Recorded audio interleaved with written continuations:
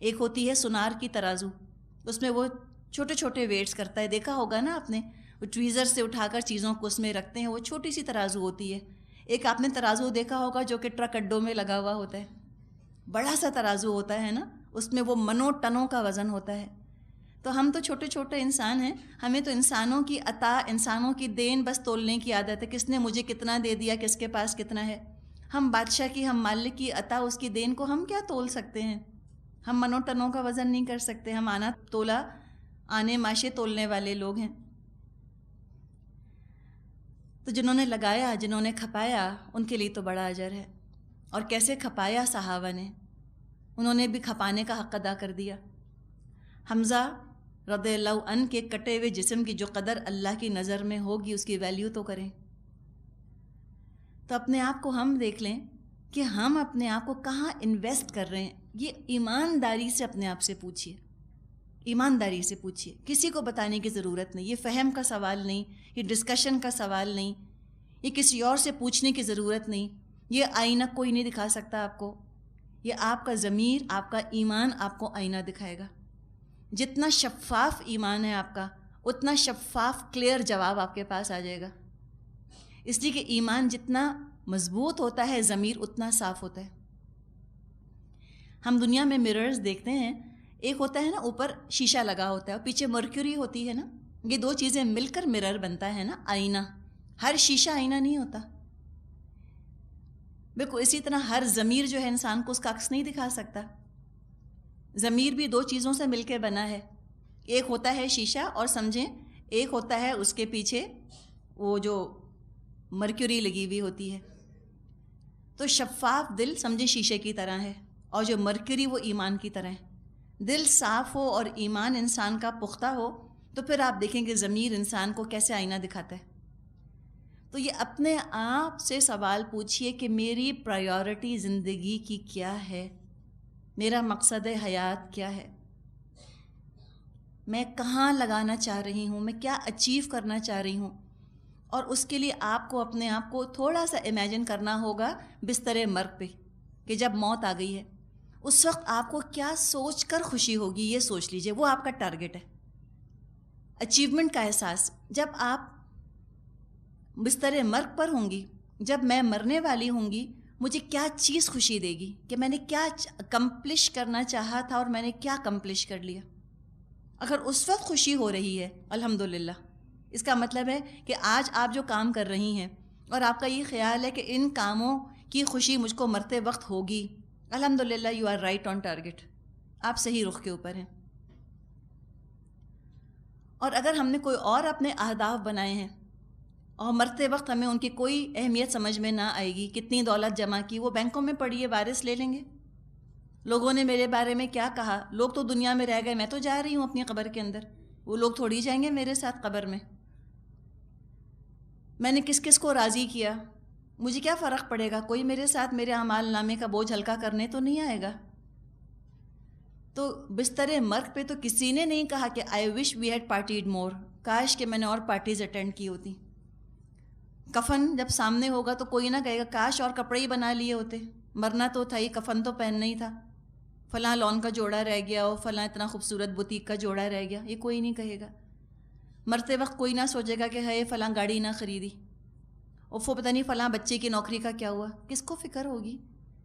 یہ ہمارے دل کے اندر ارج نہیں کہ اللہ میرے بچے نیک ہوں، میں قبر میں جا رہی ہوں، ان کی طرف سے مجھے پتہ نہیں اب کیا ملے گا، ان کی طرف سے مجھے کیا پہنچے گا، ان کی دولت تو نہیں ملے گی، ان کی خوبصورتی تو آپ کو فائدہ نہ دے گی، معاشرے میں ان کا مقام تو فائدہ نہ دے گا، ان کا تو عمل پہنچے گا نا۔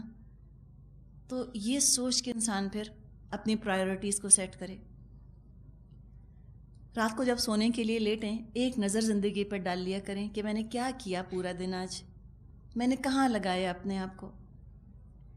اب اللہ کے لیے لگا دینا اور اللہ کے لیے اپنے آپ کو کھپا دینا، اس کا مطلب یہ نہیں ہے کہ ہم حقوق العباد نہ ادا کریں، ہم سب کو اگنور کر کے ہم اللہ اللہ کرنے بیٹھ جائیں، نہیں، یہ بات نہیں ہے۔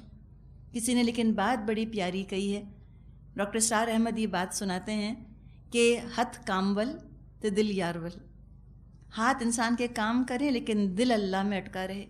آپ پکائیں گی بھی، آپ صفائیاں بھی کریں گی، آپ ہنسیں گی بھی، آپ بولیں گی بھی، آپ شوہر کے لیے تیار بھی ہوں گی، لیکن دل میں اللہ کی یاد، ہر دھڑکن اللہ کو یاد کرتی رہے کہ یہ میں کر رہی ہوں اللہ کی رضا کے لیے، میں پکاتی ہوں تو اللہ کی رضا کے لیے، اور میں کھلاتی ہوں تو اللہ کے لیے، اور میں شوہر کو راضی کرنے کے لیے کوشش کر رہی ہوں تو اللہ کے لیے، میں اولاد کو وقت دے رہی ہوں تو اللہ کے لیے۔ ان صلاتی و نسکی و محیای و مماتی للہ رب العالمین، سب اللہ کے لیے ہے۔ تو اللہ ہمارا ہر کام عبادت بنا دے، اور اللہ تقدیر پر ہمارا ایمان پختہ کر دے۔ ہم اپنی طرف سے کوشش کرتے ہیں، اور کبھی زندگی میں کوئی پریشانی آ جائے، تقدیر کا لکھا سمجھ کے قبول کر لیں، اب پچھتانا نہیں، اب پریشان نہیں ہونا، میں کچھ بھی کر لیتی، ہونا اسی طرح سے تھا۔ تو ہم ضرور اپنے آپ کو دیکھیں کہ ہم کہاں انفاق کر رہے ہیں، ہم کہاں کھپاتے ہیں اپنے آپ کو۔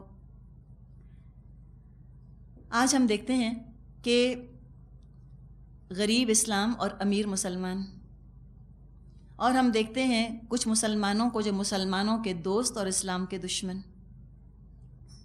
اس میں بھی فرق کرنے کی ضرورت ہے۔ مسلمانوں کو نہیں سرو کرنا، اسلام کو سرو کرنا ہے۔ کیا فرق ہے دونوں میں؟ کیا دونوں میں فرق ہے، اسلام میں اور مسلمانوں میں؟ جی ہاں، فرق ہے، بہت فرق ہے۔ تو ہدف بنانا ہے اسلام۔ ابھی آپ کے سامنے یہ بات کہی گئی، کچھ ایسے لوگ ہیں مسلمانوں کے دوست، اسلام کے دشمن، کہتے ہیں ہے بیچاری مسلمان عورت، کیا حجاب کروا دیا، ہے بیچارے مسلمان کیسے ان سے نمازیں پڑھواتے ہیں، ہے بیچارے مسلمان دیکھو ذرا 1400 سال پرانی کتاب کے ساتھ، میڈیویل بک کے ساتھ ان کو باندھ دیا ہے دیکھو بیچارے مسلمان، ان کے ایک پروفٹ تھے 1400 سال پہلے آ کر چلے گئے، ان کی باتوں کو اتنی اہمیت دیتے ہیں، حدیثوں کو سینے سے لگائے پھرتے ہیں، ہے بیچارے مسلمان۔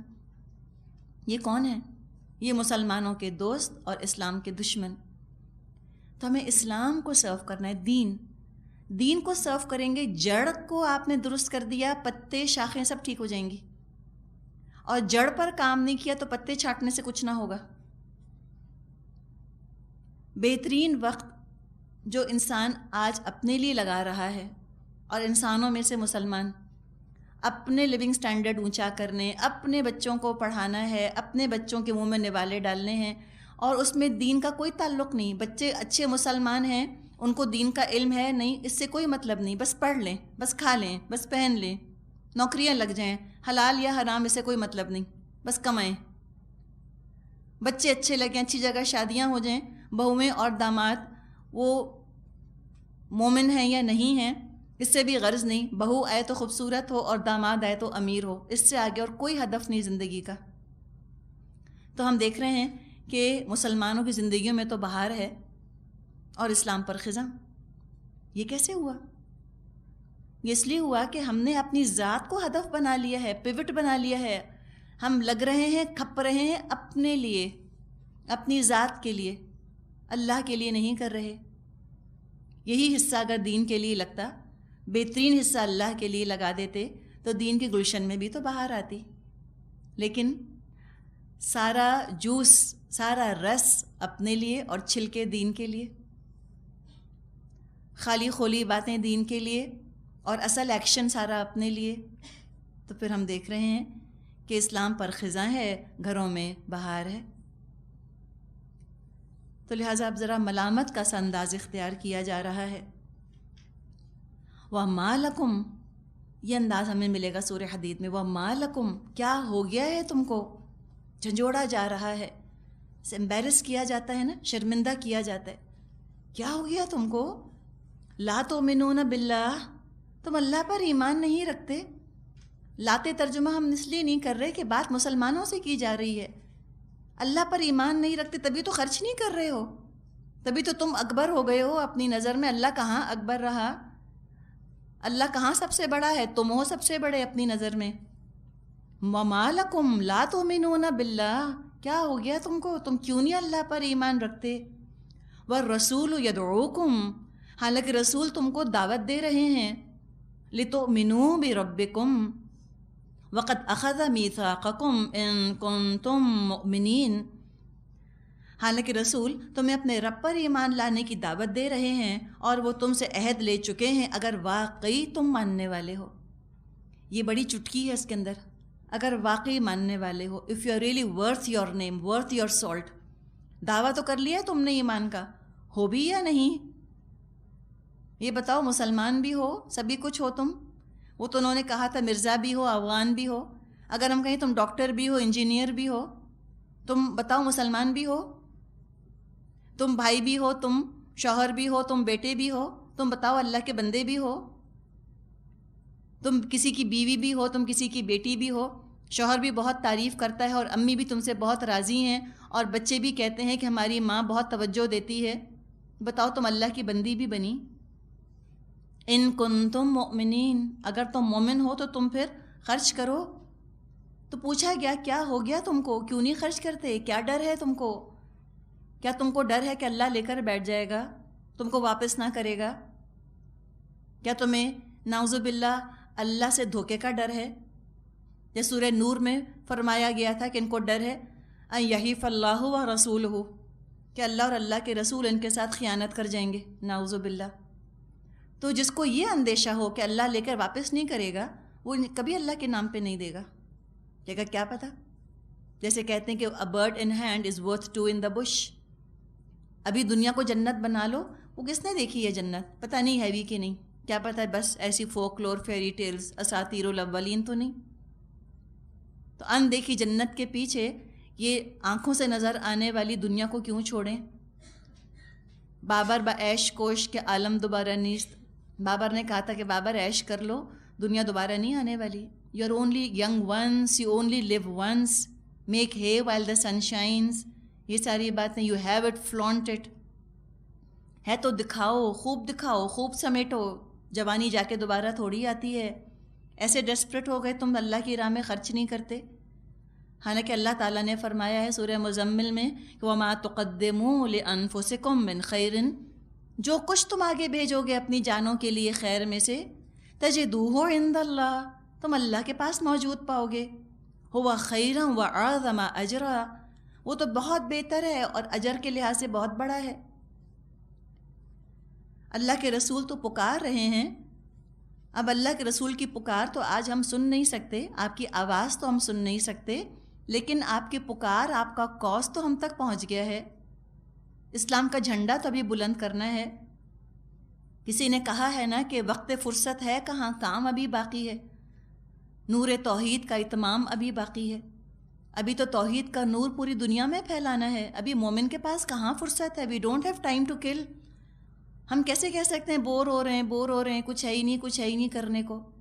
مومن اور فرصت نہیں. مومن کو فرصت نہیں ملتی جب تک کہ وہ کفن نہ پہن لے، تب وہ فارغ ہوتا ہے. رابعہ بصری رحمۃ اللہ علیہا کے بارے میں آتا ہے، کبھی رات کو اٹھنے میں سستی ہوتی تھی، عبادت میں سستی ہوتی تھی، تو یاد دلایا کرتی تھیں اپنے آپ کو کہ دیکھو قبر میں تو جا کر سونا ہی سونا ہے نا، تو کیوں نہ بھی تھوڑا سا جاگ لوں، کیوں نہ تھوڑا سی ابھی محنت کر لوں. تو اللہ ہمیں فارغ نہ کرے، اللہ ہمیں ان ایمپلائی نہ کرے. فراغت کا مطلب کیا؟ بے روزگار ہے، امپلائمنٹ نہیں ملی اللہ کی طرف سے، تبھی تو بیٹھے چینل پہ چینل چینج کر رہے ہیں بیٹھے ہوئے گھنٹوں، یا میگزین کے بس پیجز پلٹ رہے ہیں گھنٹوں بیٹھے ہوئے. ٹائم ٹو کل، بور ہو رہے ہیں. مومن بور نہیں ہوتا. اب اگر کسی کو یہ محسوس ہوتا ہے کہ ہاں کام کرنا تو چاہتے ہیں، اللہ کے ہاں امپلائمنٹ تو چاہیے، لیکن ہمت نہیں پڑتی، ڈر لگتا ہے، محنت کرنے کو دل نہیں چاہتا، لتھارجی ہے، کاہلی ہے، ایمان بہت کمزور ہے، ایمان وہ اندر سے انسپائر نہیں کر رہا، وہ لیونگ برننگ فیتھ نہیں ہے جو عمل پہ دوڑا دے، اندر فیول کی کمی لگتی ہے، ٹھنڈا ایمان ہے، لائف لیس انسپڈ ایمان، اس میں حرارت نہیں ہے، اس میں گرمی نہیں ہے. تو مایوس ہونے کی ضرورت نہیں ہے، کوئی بات نہیں، اس کا بھی علاج ہو سکتا ہے. اس کا علاج بتایا جا رہا ہے. هو الذی ينزل على عبده آیات بینات لیخرجکم من الظلمات الی النور وان اللہ بکم لرؤوف الرحیم.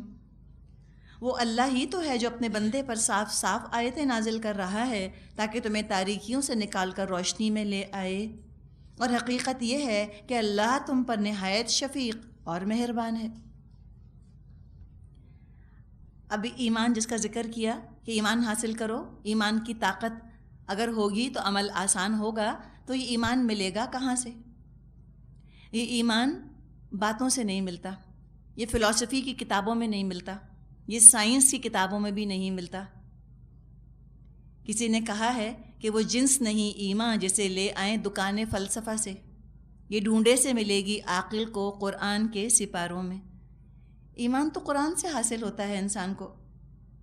ساری انسرٹنٹیز، شکوک اور شبہات، کم ہمتی، لوگوں کا خوف، یقین کی کمی کے اندھیروں سے نکالنے والی ہیں یہ قرآن کی آیات۔ اللہ کی رحمانیت کا سب سے بڑا ظہور، سب سے بڑا سمبل قرآن کی آیات۔ آیاتم بینات آتا ہے نا، روشن آیات۔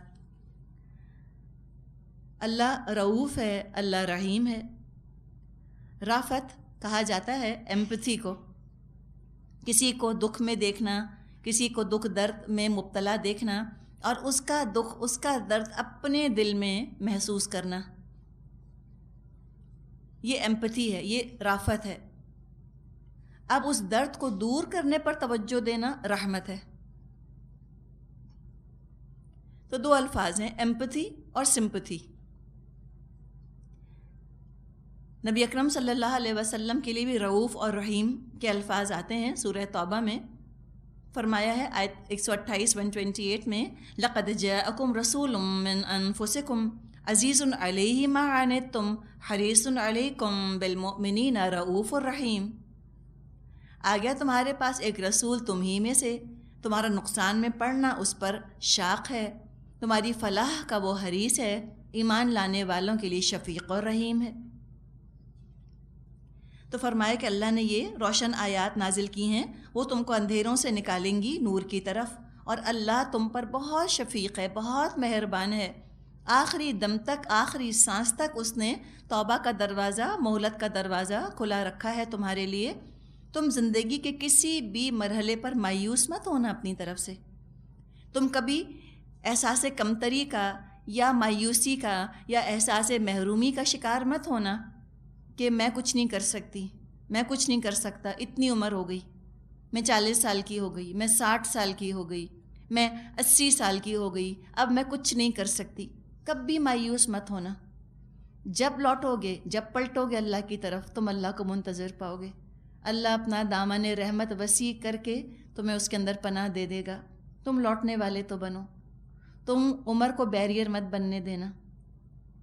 تو جہاں بڑی عمر کو بیریئر نہیں بنانا، وہاں چھوٹی عمر کو بھی بیریئر نہیں بنانا۔ یہ نہیں کہ میں ابھی بہت چھوٹی ہوں، میں ابھی 15 سال کی، یا میں ابھی 12 سال کی ہوں، یا میں ابھی 16 سال کی ہوں، یا میں ابھی 20 سال کی ہوں، اس کو بھی بیریئر مت بنانا۔ ابھی بھی لوٹ چلو اللہ کی طرف۔ کس نے دیکھی ہے عمر؟ کیا پتہ بڑھاپا نصیب ہوتا بھی ہے یا نہیں۔ تو جو بھی کر سکتے ہو، جو سمیٹ سکتے ہو سمیٹ لو، دوڑ چلو اللہ کی طرف۔ اب پھر آپ دیکھیں تسلی، اب پھر تھوڑا جھنجھوڑا گیا۔ وَمَا لَكُمْ، کیا ہو گیا ہے تم کو؟ کیا انرشیا ہے تمہارا؟ کیوں نہیں تم اس سے باہر آتے؟ اللہ تنفقوا فی سبیل اللہ، آخر کیا وجہ ہے تم اللہ کی راہ میں خرچ نہیں کرتے؟ وَلِلَّهِ مِيرَاثُ السَّمَاوَاتِ وَالْأَرْضِ، اور آسمانوں اور زمین کی میراث سب اللہ کے لیے ہے، اللہ ہی کا تو دیا ہوا ہے، تو کیوں نہیں تم آخر خرچ کرتے؟ تمہیں کیا ڈر ہے؟ اللہ کے لیے خرچ کرو گے تو کیا تم دنیا میں رسوائی حاصل ہوگی؟ اول تو ضروری نہیں کہ جو اللہ کی نظروں میں باعزت ہو وہ دنیا کی نظروں میں بے عزت ہو جائے، یا ضروری تو نہیں کہ جو آخرت کے لیے خرچ کرے وہ دنیا میں فقیر ہو جائے۔ لیکن اگر بالفرض اگر یہ سودا تمہیں کرنا بھی پڑتا ہے تو مہنگا تو نہیں؟ اللہ کے لیے بے قدر ہو کے تو کوئی دیکھے، پھر دیکھے اللہ قدر کی حد نہ کر دے۔ اگر اللہ کے لیے ذرا لوگوں کی ملامت اٹھا کر تو دیکھے انسان، دیکھیں پھر اللہ کتنی عزت افزائی کرتا ہے۔ کوئی اللہ کے لیے لٹ کر تو دیکھے، رحمت کے خزانے نہ اللہ اس کے اوپر برسا دے تو دیکھنے والی بات ہوگی۔ ذرا اللہ کے لیے رسوا ہو کے تو دیکھے، اللہ کیسا انمول کرے گا؟ لوگوں کی نظر میں بے وقت، اللہ کی نظر میں پرائس لیس، انمول. اللہ انمول کر دیتا ہے، کوئی شک نہیں اس کے اندر. ذرا انسان اللہ کے لیے رو کر تو دیکھے، ایک آنسو تو بہائے، اللہ مغفرت کے دریا بہا دے اس کے لیے. ایک قدم تو چلے انسان اللہ کی طرف، ایک ہلتا جلتا ڈگمگاتا قدم تو اٹھائے. اللہ چل کر آئے گا اس کی طرف. بندہ چل کر آئے گا تو اللہ دوڑ کر آئے گا. بندہ بالش بھر بڑھتا ہے تو اللہ ہاتھ بھر بڑھتا ہے اس کی طرف. وہ تو تیار ہے اپنی رحمت کا خزانہ لے کر، لیکن ہم تو مائل بکرم ہے، کوئی سائل ہی نہیں. اللہ تو دینے پر تیار ہے، کوئی مانگنے والا نہیں. اللہ سے منہ موڑ کر کے ان چیزوں کی طرف متوجہ ہیں، کن کو زندگی کا مقصد محور بنایا ہے، کن چیزوں کے لیے روتے پیٹتے رہتے ہیں، کن چیزوں کا غم پالا ہے. جس کے دل میں آخرت کا غم آ جائے وہ دنیا کا کوئی غم نہیں لگتا. ہر چیز ہلکی لگتی ہے. جان جائے یا دولت جائے یا کچھ جائے کہتے ہیں الحمدللہ ایمان تو نہیں گیا نا. اور دیکھیں بات یہی ہے، جس چیز کی سب سے زیادہ ویلیو ہوتی ہے انسان اس چیز کو بہت سنبھال کے رکھتا ہے. کوئی خاندان ہے، اس پر سخت وقت پڑ گیا ہے آ کر، اور ان کے گھر کی چیزیں بکنی شروع ہو گئی ہیں، تو سب سے پہلے ہلکی پھلکی چیزیں بیچیں گے. قیمتی ترین چیز کو وہ حفاظت سے رکھیں گے کہ اس کی بکنے کی نوبت نہ آئے. تو ہم بھی دیکھ لیں کہ ہم پہ جب مشکل پڑتی ہے ہماری نظر میں سب سے ہلکی کیا چیز ہے؟ سب سے پہلے ہم کیا بیچتے ہیں؟ سب سے پہلے ایمان بیچ دیتے ہیں نکال کر. ہم کہتے ہیں چلو اس کا تو سودا کرو، اس کو نکالو، باقی چیزیں سنبھالو، عزت نہ جائے، کوئی خفا نہ ہو مجھ سے، میری عزت بنی رہے، میں اتنی لاڈلی ہوں سب کی نظروں میں لاڈلی ہی رہوں. اپنے آپ کو ہم سمیٹ لیتے ہیں اور دین کو ہم پھینک دیتے ہیں نکال کر اس طرح. یہ کیسا محبت کا دعویٰ ہے؟ یہ وفاداری ہے؟ کوئی یہ حق ادا کیا وفاداری کا؟ ایسے یتیم چھوڑ دیا، ایسے بے سہارا چھوڑ دیا اسلام کو، دامن جھٹک کے فوراً الگ ہو گئے اس سے. ایسی خود غرضی، جب اسلام کو ضرورت پڑی تو اس سے دور ہٹ کے کھڑے ہو گئے. آج معاشرے کے اندر بڑے یتیم ہیں، بڑے غریب ہیں. اسلام سے بڑھ کے مجھے بتائیں کون غریب ہے معاشرے میں اس وقت؟ بڑے مظلوم ہیں معاشرے میں. اسلام سے بڑھ کے ہے کوئی مظلوم؟ اسلام سے بڑھ کر ہے کوئی بے سہارا اور یتیم؟ وہ دین جو بڑی شان سے نکلا تھا وطن سے، پردیس میں غریب الغربا ہے، ٹھوکروں میں ہے لوگوں کی، کوئی وقت نہیں، کوئی ویلیو نہیں، مذاق اڑاتے ہیں، ہنستے ہیں لوگ. ہم تماشا دیکھیں. اپنے بچے کو لائیں ذرا تصور میں، یا اپنی ماں کو لائیں. سرے بازار آپ کی ماں کھڑی ہیں اور لوگ ہنس رہے ہیں، پتھر مار رہے ہیں، ان کو تمسخر کر رہے ہیں، مذاق اڑا رہے ہیں، کارٹون بنا رہے ہیں. ہم کھڑے دیکھ رہے ہیں، ہم کہتے ہیں نہیں میں کیا کروں، واٹ کین آئی ڈو. یہ بے غیرتی. یا بچہ کھڑا ہے اور اس بچے پہ پتھر برس رہے ہیں اور لوگ اس پہ ہنس رہے ہیں اور زخم لگا رہے ہیں، کوئی ماں کھڑے ہو کے دیکھے گی؟ سوال ہی پیدا نہیں ہوتا. اگر محبت ہے تو برداشت نہیں کر سکے گی. تو بات یہی ہے، اگر دین سے محبت ہے تو انسان نہیں بیٹھ سکتا، نچلا نہیں بیٹھ سکتا. اپنے بس پڑتے جو کر سکتا ہے، چڑیا کے چونچ کے پانی کے برابر وہ اپنا کنٹریبیوشن کرنا چاہے گا. کوئی یہ نہیں کہے گا کہ میں اتنی کمزور، میں بیچاری میں کیا کر سکتی ہوں. کیوں نہیں کر سکتی؟ کرو، جو کر سکتے ہو کرو.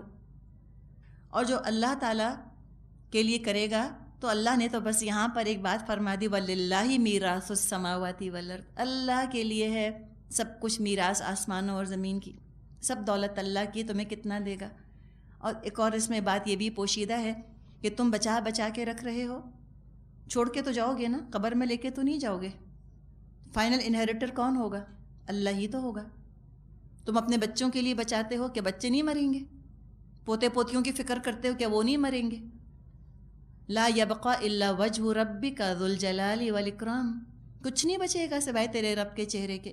تو لگا دو، کھپا دو، خرچ کر دو اللہ کی راہ میں. لا یستوی منکم من انفق من قبل الفتح وقاتل اولئک اعظم درجۃ من الذین انفقوا من بعد وقاتلوا. تم میں سے جو لوگ فتح کے بعد خرچ اور جہاد کریں گے وہ کبھی ان لوگوں کے برابر نہیں ہو سکتے جنہوں نے فتح سے پہلے خرچ اور جہاد کیا ہے. ان کا درجہ بعد میں خرچ اور جہاد کرنے والوں سے بڑھ کر ہے. سیدھی بات ہے، سمپل بات ہے کہ فتح کے بعد جو خرچ کر رہے ہیں وہ ان کے درجوں کو نہیں پہنچ سکیں گے جو فتح سے پہلے خرچ کر چکے. خالد بن ولید رضی اللہ عنہ حدیبیہ کے بعد ایمان لائے تھے۔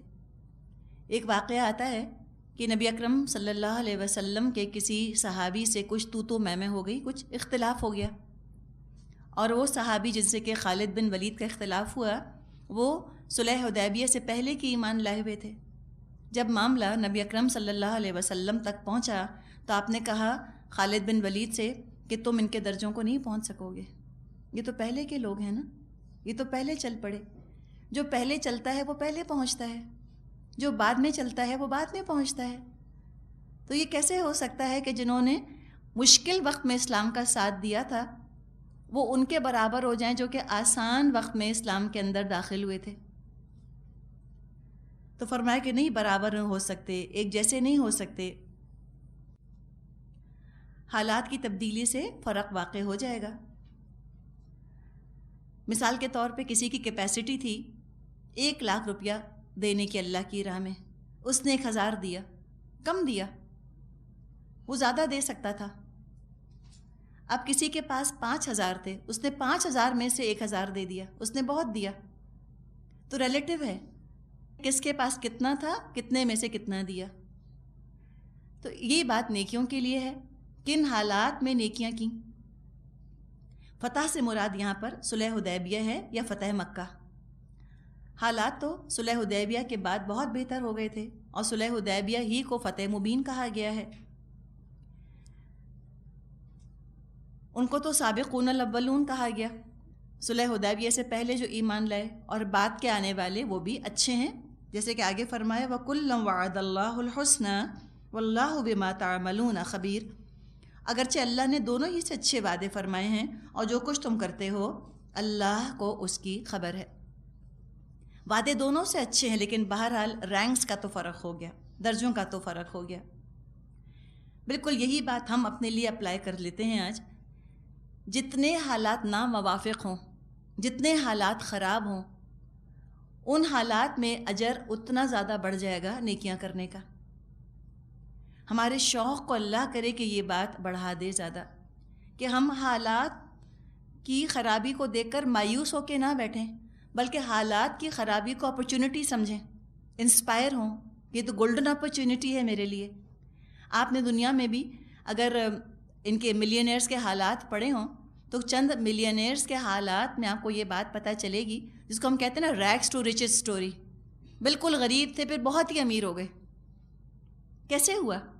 بعض لوگوں کا معاملہ یہ ہوا کہ جس زمانے میں سٹاک مارکیٹ بہت گری ہوئی تھی، بڑے سستے شیئرز مل رہے تھے، انہوں نے شیئرز خرید لیے۔ اس کے بعد جب سٹاک مارکیٹ چڑھی انہوں نے وہ شیئرز بیچ کے اور وہ ملینئرز ہو گئے۔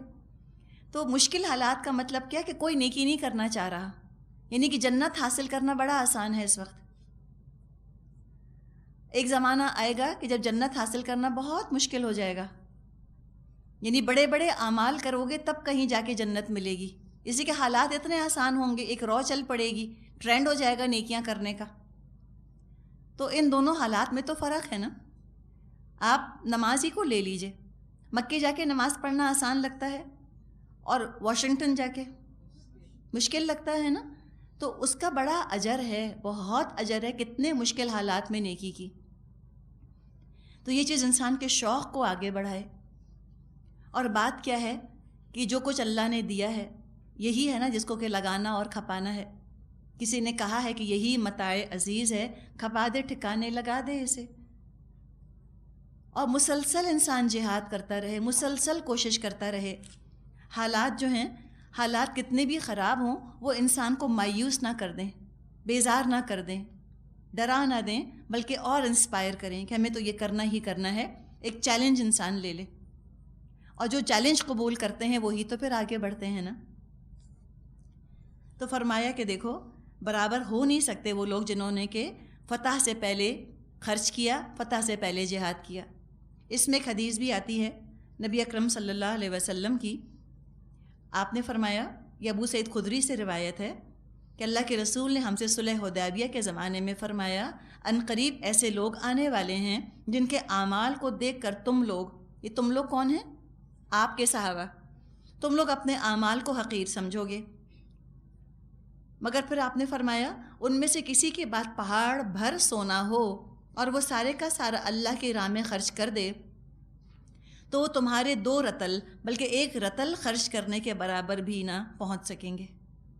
آپ یہ دیکھیں